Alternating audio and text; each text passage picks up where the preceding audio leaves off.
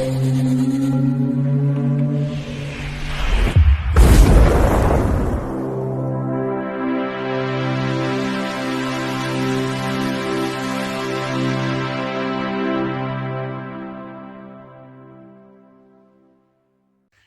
Bayek, it's me Ian. And in today's video, well, I'm continuing my look at the X-Files. And this is now the 4th season. So, this is Sanguinarium from 1996. Now, previously, we'd had The Field Where I Died. And the next one will be Musings of a Cigarette Smoking Man. Wow, that's a very interesting episode. So this is from season 4, and it's the 6th episode. And it's classed as a Monster of the Week story. So it's not the mythology. Now, on the 10th of November 1996, it was transmitted on the Fox network. 23rd of February 1997 on Sky. And on the 13th of October 1997 on BBC One. Now, it's written by Vivian Mayhew and Valerie Mayhew. And then, of course, Chris Carter always adds, I think, to these scripts as well, his own look at them and probably changing them. But they were the ones who did the story and the script, but say he's involved in that. And these are both sisters. And they TV series and producers, yeah. Now, it's directed by Kim Manners, whose contribution again to the X-Files was fantastic. 52 episodes were directed by Kim Manners.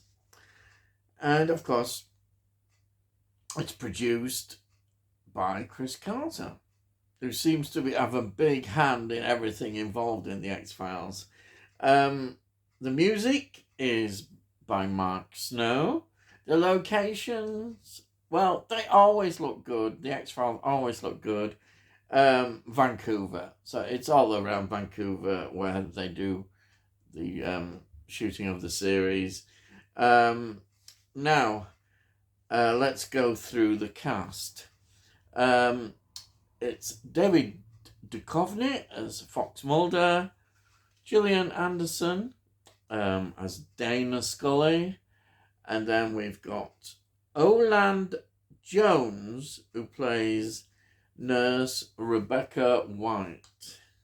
Now, Oland Jones films involved in Married to the Mob, 1988, Edward Scissorhands, 1990, Pacific Heights, 1990, great film, Beethoven, 1992, Natural Born Killers, 1994, Mars Attack, 1996, Truman Storm Show, 1998, Miss Peregrine's Home for Peculiar Children, 2016.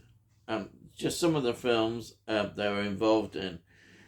And then we have got John Giuliani, who plays Dr. Harrison Lloyd. Actor, writer, producer, director, a lot going on there, certainly. And then we've got Andrew Early, who plays the attorney. They were in The Freshman from 1990, Look Who's Talking, 1993, Fear, 1996, and Final Destination 2, 2003. Oh yeah, I love Final Destination films. Fantastic Four, 2005. Then 50 Shades of Grey, 2015. 50 Shades Darker, 2017. 50 Shades Freed 2018. There seems to be a lot of 50 Shades going on there. And then again, a lot of TV shows and series and TV films. So there are the sort of main actors involved in this story. So what is this about? Well, now, a bizarre series of sort of murders in a plastic surgery unit within this hospital start to take place. And of course, because they're of bizarre nature, Mulder and Scully are called in. It's right up their street. And of course, what happens is they're wondering, is it a supernatural force involved in these murders? When the people's behaviour is like taken over, are they being possessed, or what is going on? And this is the story that they start to go into. What is it? And we get into the realms of witchcraft and that kind of thing. And then for them, the major link becomes when they see the birth and, the birth dates and key dates on the witchcraft sort of calendar. Important dates that witches celebrate and are seen as important. And it all starts to link up. So there's something going on, and this is what they do. This is another of those episodes where you think, plastic surgery, witchcraft? Yeah, why not? It's great. It's got I think what makes this episode also interesting is it's very gory. In fact, I think there was some concern again from the network about, making sure that it didn't get too gory. But it's pretty gory, and there's nothing wrong with that at all. It sort of adds to this kind of factor of what is going on. Why are these things happening? In such an extreme way. And it's all beautifully put together as usual. That's what I like about the story writing here. And it's obvious Chris Carter gets these scripts in and then adds to them and adds more magic. And then when you get the great directors here, you've got Kim Manners. They do a brilliant job. They know the X-Files in and out, and as usual produce these wonderful stories for us to enjoy. And it always looks great. As I say it, I've said it before and I'll say it again. The X-Files just looks so good. And the performances, you cannot really fault the performances. Again, Mulder and Scully, it's continuing the way they are together. Always good to see. And the actors they brought in, and the special effects that are used, practical special effects, absolutely brilliant. I mean, what can you not love about this story? And it's what the X-Files is still doing well. I mean, we're on the 4th season, and its consistency at producing episodes like this is very high. We don't have as many weak episodes. Sometimes we have ones that maybe are not quite as good as sort of average type episodes, but this is an above average one. It stands out. And I like the fact that the network was worried about it, thinking it was too gory. This is what the X-Files is about. I understand on TV you are limited. If it was a feature film, then you can go there. You can really go there. But for a TV series, this does push the limits, I think.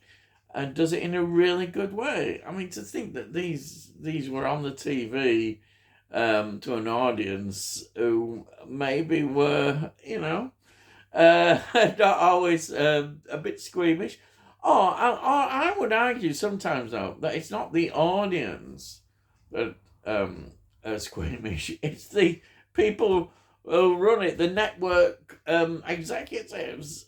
I suppose they get worried about advertisers not wanting to be associated. There's all sorts of issues involved, and of course the standards, because people, they don't want to be seen as overstepping the mark. They could get into serious trouble with fines and all that kind of stuff. Warning, you're not supposed to be doing this, Mike. But I always love it when they push as much as you can, and this story does that. And I like it for that. It's such an enjoyable story. I think fans of the X-Files just can't help but love a story like this. Generally, I think there was a mixed reaction, as always. Some people think it may have gone too far, then others think we're gonna do more. So you get that mixed reaction, and some people don't like this no matter what they do. They don't really like this kind of stories that may push the limit a bit. There's always going to be critics who think like that. But I always say, this is not family viewing, is it? It's not family viewing. It's for adults. And adults should be given that entertainment. Oh my God, I'm preaching. Yes, but anyhow, I thoroughly enjoyed it, as you might have guessed. And I think that's it, really. I can't say much more than another great story from the fourth season.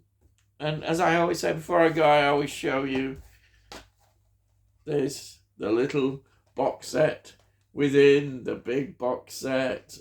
Lots of lovely special features as well on here. Some great stuff. Great set in the big box. It always looks great. All these little ones within the big box. And that's it. Yes. So, if you're new to the channel, please subscribe. And then you can see all the previous reviews I've done. I've got playlists and that. You can see all the reviews. And also, you can see that I do a lot of films, TV shows, sometimes a little bit of music and collecting kind of things. Just have a look. You might find something you might enjoy. And if you like this video as well, please give the video a like. If you give it a like, it gets it onto YouTube so other people might enjoy it. And if you have any comments, please put your comments down and I'll always reply to them. And yeah, that's it. Yes, I've gone on far too long. So all I've got to say is, I'll see thee again.